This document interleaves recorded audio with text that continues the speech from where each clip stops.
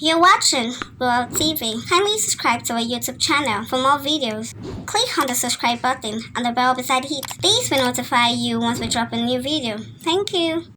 I run a media outfit in Nigeria here called Narrative Media Solution.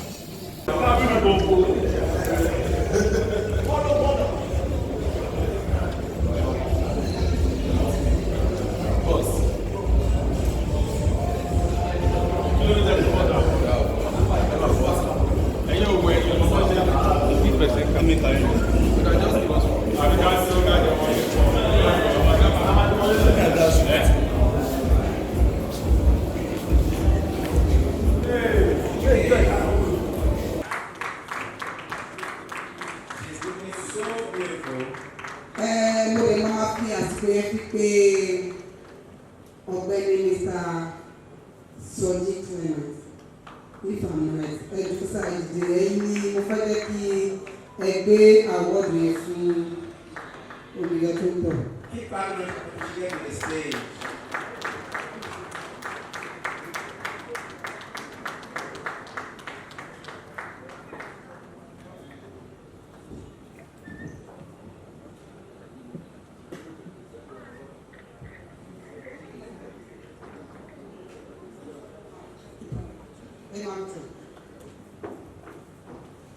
Now, can I be honest with you?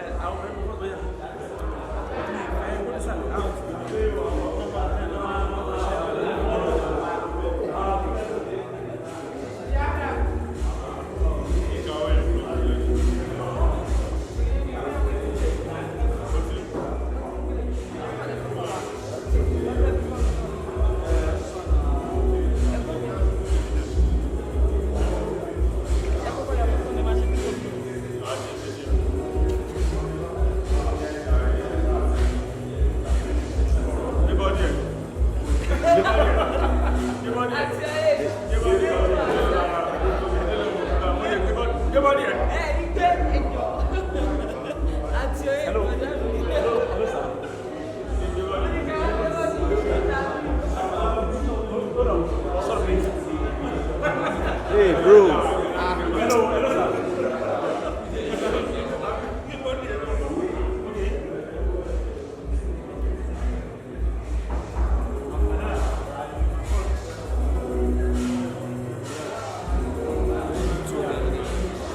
Good answer.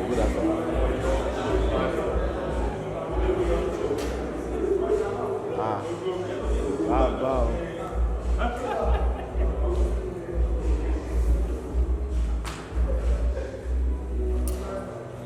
Okay, hello, sir.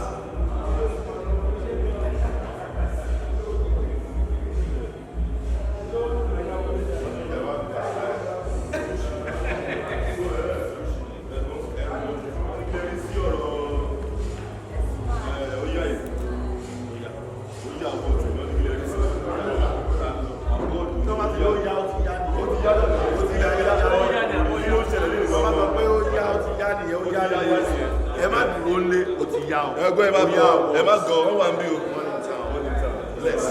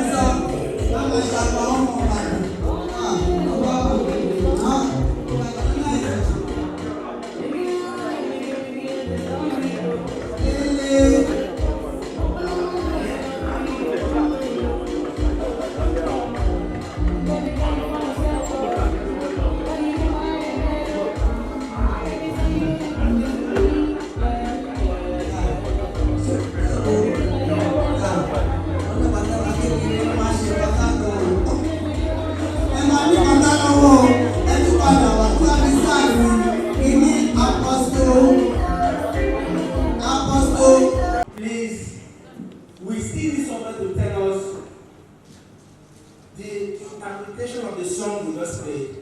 And even the first one we played, no one has told us the interpretation yet.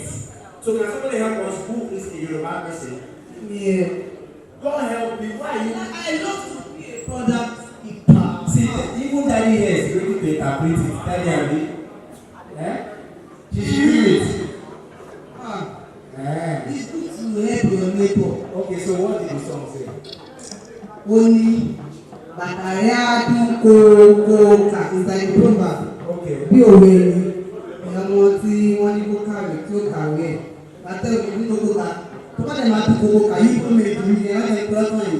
But tó bá jọ̀ mí tí náà kò ṣe máa ṣe. Do you feel me? I feel you. Yeah, I'm hearing you. I feel you. Alright. I think the song from our own little idea has to do with a parent who is motivating her children to read. You know the kind of songs we have now. And no message. Especially if you check Instagram, what you see, Daddy, I'm so sorry but I have to do this. What you see now in most of the musical videos and on Instagram is something like this. No message. Don't be shaking back. No. How would that help Nigerians? They are found that message. When people talk about you sit down on the perigi, only a thing I can. Oh, yeah, without singing. And they're getting mad. I'm telling you, go to psychiatric hospital, you see normal Nigerians who are mad. You understand? My friend walked in Yoruba left.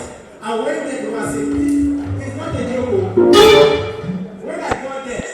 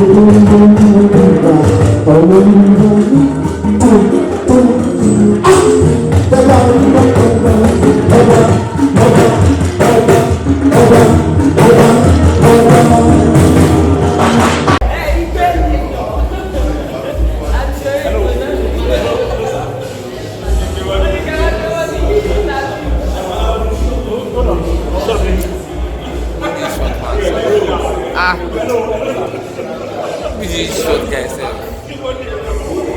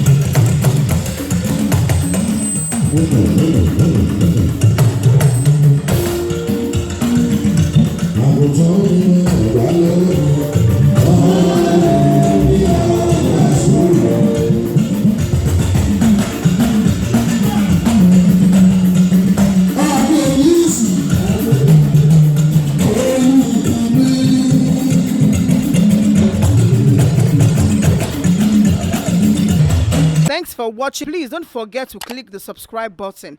Kindly comment and share. Thanks.